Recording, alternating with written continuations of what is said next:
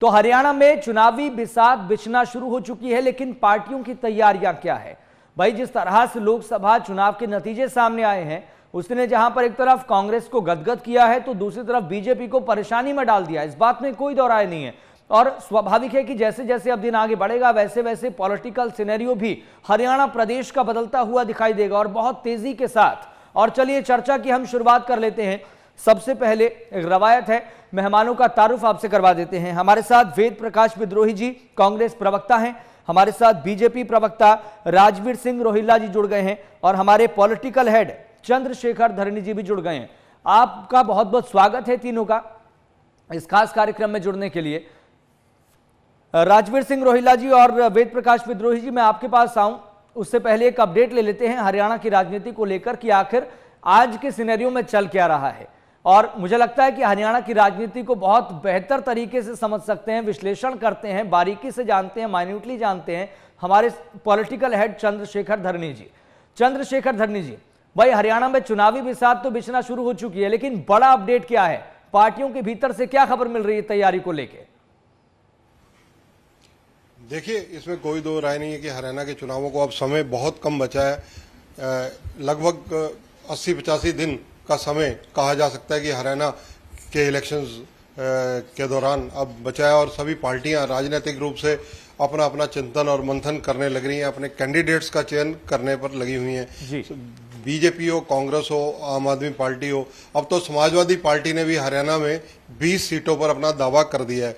कहीं ना कहीं जो इंडिया गठबंधन है वो अब हरियाणा में अपना प्रभाव और दबाव दिखाने की कोशिश करेगा। भले ही कांग्रेस की तरफ से ऐसा कहा जा रहा है कि अब किसी भी पार्टी से कोई गठबंधन नहीं किया जाएगा, लेकिन मंथन के जो एनालिसिस कांग्रेस के आ रहे हैं, कांग्रेस के जो इस वक्त सर्वे सर्वा हैं नेता हैं, भूपेंद्र सिंह हुड्डा नेता प्रतिपक्ष भी हैं, पूर्व सीएम भी हैं, उन्होंने ये बयान भी दिए हैं कि कांग्रेस अकेले अपने दम पर विधानसभा चुनावों में जाएगी। बीजेपी भी अकेले अपने दम पर चुनाव लड़ेगी, इसमें कोई दो राय नहीं है, क्योंकि 2014-2019 के चुनाव बीजेपी ने अकेले अपने दम पर हरियाणा में लड़े।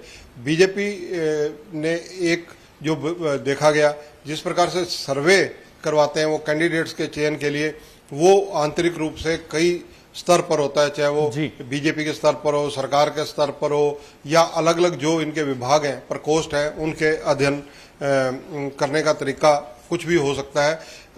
बीजेपी का जो महामंथन कार्यक्रम कल रोहतक में होने जा रहा है, रोहतक वो धरती है जो बीजेपी का अगर कहा जाए बहुत बड़ा आधार मानी जाती है। उसका कारण है क्योंकि डॉक्टर मंगल सैन जैसे बड़े कद के नेता, अब तो वो दिवंगत हैं, स्वर्गीय हैं, 1987 से 1991 तक जो सरकार हरियाणा में चली, 90 में से 85 सीटें जीती थी तब लोकदल और जनसंघ के गठबंधन ने। डॉक्टर मंगल सैन का संबंध है और बीजेपी का मुख्यालय जो माना जाता है, जो कहा जाता है, वो रोहतक के अंदर है। रोहतक में बीजेपी के सभी दिग्गज इकट्ठे हो रहे हैं और बीजेपी 5 सीटें क्योंकि लोकसभा में कांग्रेस को मिली हैं, 5 बीजेपी को मिली हैं, तो इसलिए बीजेपी। बिल्कुल चंद्रशेखर जी, बहुत महत्वपूर्ण पॉइंट आपने बताया। मुझे लगता है कि यही बात है जो बीजेपी को परेशान कर रही है। वेद प्रकाश विद्रोही जी, कांग्रेस की राह कितनी आसान दिखाई दे रही है? यस जी, आपको, हमारे पुराने मित्र चंद्रशेखर धरनी जी को और भाई राजवीर रोहिल्ला जी को और दर्शकों को नमस्कार। देखिए, राह आसान और कठिन जनता करती है।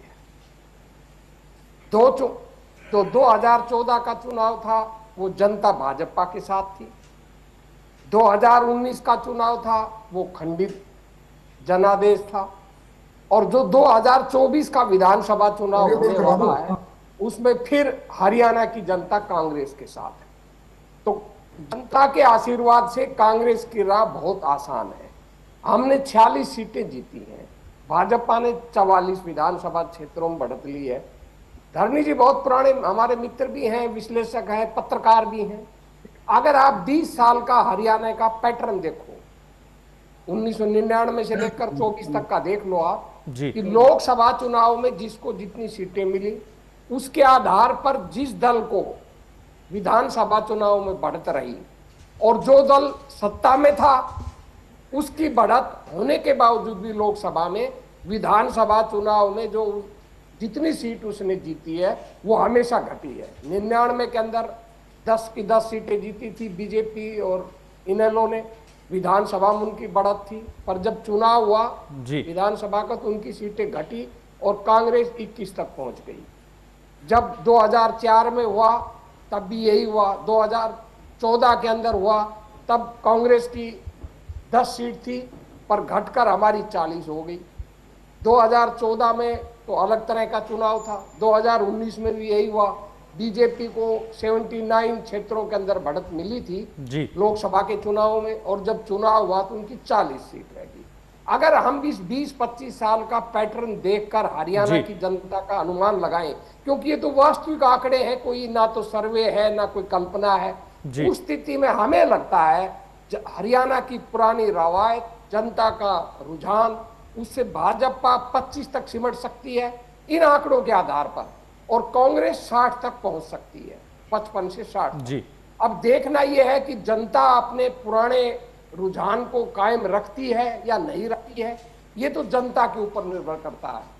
पर हमें लगता है कि हरियाणा की जनता की जो पुराना रुझान है 25 साल का, वो कायम रहेगा। जैसा ग्राउंड के ऊपर रुझान है जनता का, जी। वो भी कांग्रेस के पक्ष में है। ठीक है। क्योंकि लोग, खत्म कर देता हूं, लोकसभा चुनाव क्योंकि और मुद्दों पर लड़ा गया था, प्रधानमंत्री के पर भी अपील थी और लोगों को यह विश्वास था, मीडिया ने दिला दिया था, विभिन्न अधिकांश मीडिया ने 400 सीट आ जाएंगी, तो लोगों ने जो हमारी तरफ आने चाहिए ठीक थे, है। वो इस चक्कर में 400 आएंगी। ठीक है, ठीक है। यानी कि वेद प्रकाश जी आप ये कह रहे हैं जो 20-25 सालों का जो पैटर्न रहा है उस हिसाब से जो अब की स्थिति दिखाई दे रही है आज के दौर में 60 विधानसभा सीटों पर आप जीत दर्ज करने वाले हैं, ये आप कह रहे हैं, जबकि भाजपा को आप 25 बता रहे हैं। हम जवाब ले लेते हैं। राजवीर सिंह रोहिल्ला जी, मैंने आपसे सवाल ये पूछा था टेक्निकल ग्लिच से पहले, आप मेरी आवाज सुन पा रहे हैं? सबसे पहले आप ये बताएं। जी राजवीर सिंह, भारतीय जनता पार्टी में कितना दम बचा है?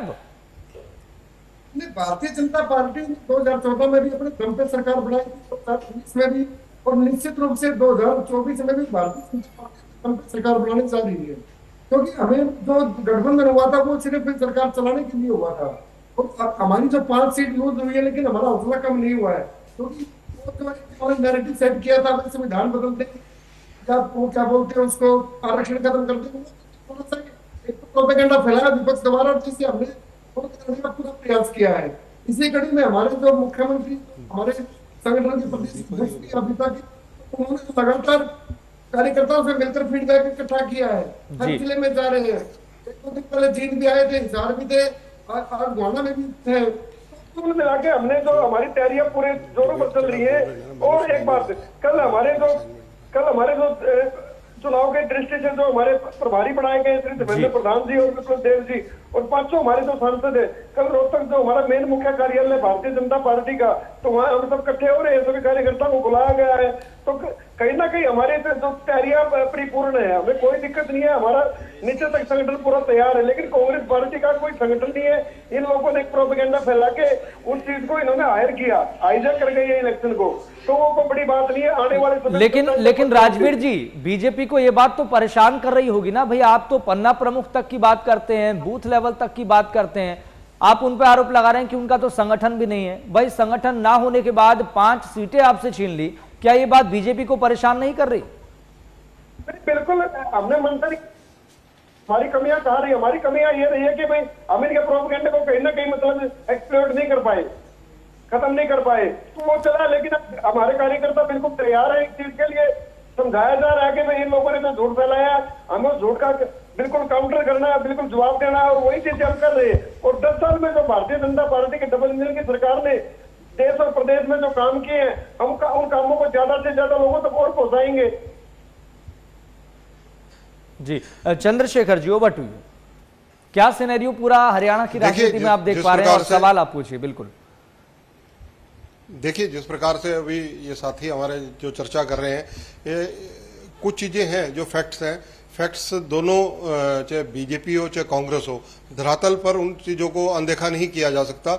जैसे कि लोकसभा के जो चुनाव परिणाम आए, जो चीजें निकल कर आई, उसमें एक चीज तो लोगों, जब फील्ड में हम घूम रहे थे तो लोगों ने मतलब कांग्रेस को जो 5 सीटें दी उसके लिए आज भी ये कहते हैं कि कांग्रेस में लोगों का कहना है कि कांग्रेस अपने मुकद्दर अपने कर्मों से नहीं जीती, वो भाजपा की नाराजगी की वजह से जीती। भाजपा में जो कहीं ना कहीं जो कार्य 10 साल सत्ता में बने हो गए उससे जो नाराजगियां थी, अब उन्हें सुधारने की तरफ भी बीजेपी ने देखिए कदम उठाए हैं। जो पोर्टल का मुद्दा हो जो आम लोगों को परेशान कर रहा था, इसके अलावा अगर दूसरा इशू देखें, जिस प्रकार से बीजेपी जहां कमजोर रही, बीजेपी ने वहां एक्सरसाइज भी शुरू की है।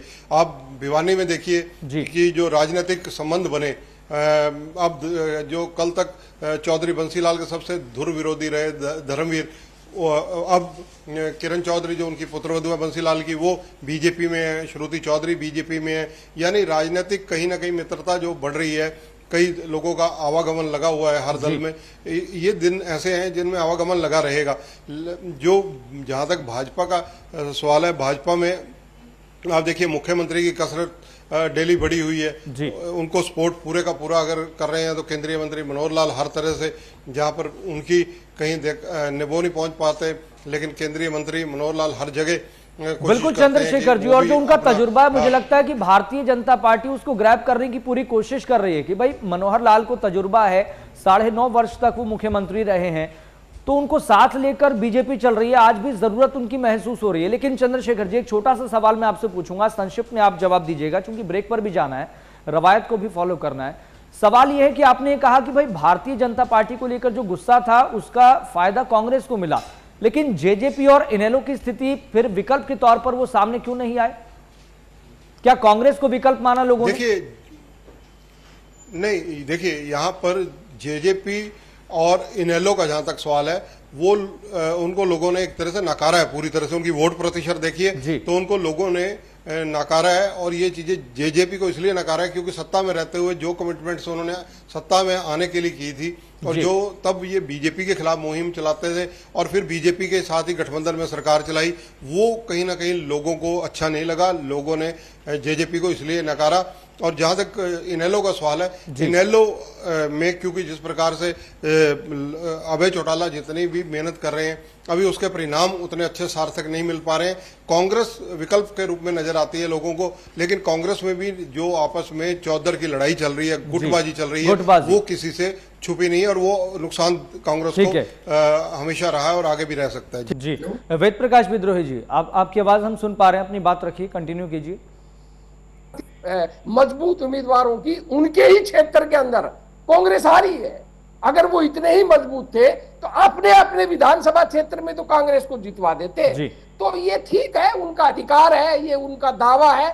अगर मजबूत उम्मीदवार नहीं होते तो हम मुकाबला कैसे करते? फाइट हुई है, अब फाइट के अंदर कहीं बीजेपी जीत गई, कहीं कांग्रेस जीत गई। और दूसरी बात, जब जनता मन बना लेती है, जब जनता तय कर लेती है कि हमें सत्तारूढ़ दल को हटाना है, तो कितनी गुटबाजी हो। और चंद्रशेखर जी कितने पुराने पत्रकार हैं, ये कोई कांग्रेस के लिए नई बात तो है नहीं। कांग्रेस इन संभावनाओं का पहले ही अंदाजा लगाती है कि भी इतनी सीटें हमारी आपसी अंतर्विरोध से खराब हो सकती है। तो ये सामान्य प्रक्रिया, हमें ही गुटबाजी नहीं, हमसे ज्यादा गुटबाजी तो आज भाजपा में है। आप भाजपा के जीते हुए उम्मीदवारों के वक्तव्य देख लीजिए। राव इंद्रजीत क्या कह रहे हैं कि मुझे तो भाजपा के लोगों ने सहयोग ही नहीं किया, मेरे अपने उम्मीदवार थे जो उन्होंने जिता दिया। रणजीत सिंह नाम ले कह रहे हैं बड़े बड़े उम्मीदवारों का, इनके नेताओं का, इन्होंने मुझे हरा दिया। खट्टर जी ने खुद 5 लोगों को पार्टी से निकलवा दिया कि इन्होंने मेरा विरोध किया। बड़ोली साहब खुद कह रहे हैं मेरा विरोध किया गया। कौन सा बंतो जी कह रही है मेरा विरोध किया।